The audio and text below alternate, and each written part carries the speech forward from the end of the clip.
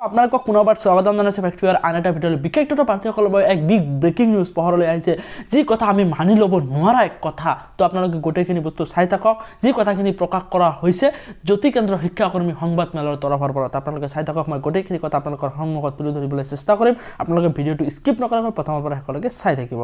তো আপোনালোকে ইয়াতে দেখিবলৈ পাইছে সংবাদ মেলত জ্যোতি কেন্দ্ৰীয় শিক্ষাকৰ্মী বিশেষ টেটত অবৈধভাৱে অৱতীৰ্ণ হৈছিল ৯,০০০ প্ৰাৰ্থী। এই কথাটো সঁচানে? কিমান দূৰ সঁচা? বিত্তং কথাখিনি আপোনালোকে চাই থাকক।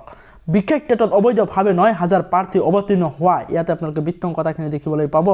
বিস্ফোৰক অভিযোগ উত্থাপন কৰিছে জ্যোতি কেন্দ্ৰ শিক্ষাকৰ্মী সন্থা। বিশেষ টেটৰ ফলাফল ঘোষণা কৰাৰ পিছতে অনিয়মৰ স্বৰূপ উদঙাই গুৱাহাটী প্ৰেছ ক্লাবত আয়োজিত এখন সংবাদ মেলত সন্থাৰ অভিনেত্ৰী মুনমুন চেতিয়া আৰু সাধাৰণ সম্পাদক ৰেজাউল ইছলামে কয় যে সৰ্বশিক্ষাৰ অধীনত বিভিন্ন পৰ্যায়ত কাম কৰা শিক্ষাকৰ্মীসকলৰ বাবে যোৱা ৩১ অক্টোবৰত অৰ্থাৎ এইটো ৩ অক্টোবৰত বিশেষ টেট অনুষ্ঠিত কৰা হৈছিল, কিন্তু বিশেষ টেটত ৯,০০০ প্ৰাৰ্থীয়ে অবৈধকৈ উত্তীৰ্ণ হ'বলৈ সক্ষম হয়। এই ক্ষেত্ৰত ব্যাখ্যা আগবঢ়াই নেতাটোৱে কয় যে সৰ্বশিক্ষাৰ অধীনত ভিন্ন পৰ্যায়ত কৰ্মৰত শিক্ষাকৰ্মী আন কৰ্মীৰ সংখ্যা হৈছে ৫ শতাধিক। আশ্চৰ্যজনকভাৱে বিশেষ টেটত অৱতীৰ্ণ হোৱা প্ৰাৰ্থীৰ সংখ্যা চুলেকৈ ১৪ শতাধিকৰ ঘৰ, অৰ্থাৎ বিশেষ টেটত ৯,০০০তকৈ অধিক প্ৰাৰ্থীয়ে অবৈধভাৱে অৱতীৰ্ণ হোৱা বুলি উল্লেখ কৰি নেতাটোৱে কয়, সৰ্বশিক্ষাত কোনোদিনে কাম নকৰা লোকেও ইউনিক আইডি লাভ কৰিবলৈ সক্ষম হৈছে। এনেদৰে হাজাৰ হাজাৰ প্ৰাৰ্থীয়ে অবৈধকৈ ইউনিক আইডি অবৈধকৈ DLED অৰ্জন কৰিলে, যাৰ বাবে বিশেষ টেটৰ প্ৰাৰ্থীৰ সংখ্যা ১৪,০০০ ওপৰ হ'লে। শিক্ষক নোহোৱাকৈ কেনেদৰে একাংশই DLED অৰ্জন কৰিলে?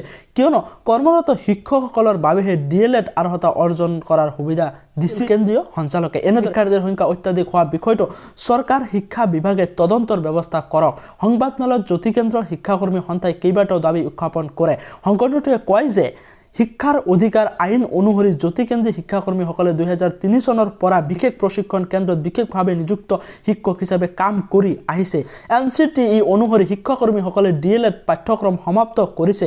এনে পৰিস্থিতিত ১৮ বছৰৰ কৰ্ম অভিজ্ঞতা শৈক্ষিক বৃত্তিগত অৰ্হতাৰ ভিত্তিত জ্যোতি কেন্দ্ৰত কৰ্মৰত শিক্ষকসকলৰ স্থায়ী শিক্ষক পদত নিযুক্তিৰ ব্যৱস্থা কৰক চৰকাৰে। জ্যোতি কেন্দ্ৰীয় শিক্ষাকৰ্মী সন্থাই মুখ্যমন্ত্ৰী আৰু শিক্ষামন্ত্ৰীক আহ্বান জনাই কয় যে বৰ্তমান খালী থকা পদত শিক্ষাকৰ্মীসকলক প্ৰথমে নিযুক্তি দিয়াৰ ব্যৱস্থা কৰক। নতুন নিযুক্তিৰ ব্যৱস্থা কৰিলে ১১৫ গৰাকী শিক্ষাকৰ্মীৰ বাবে পদ সংৰক্ষণ কৰক চৰকাৰে।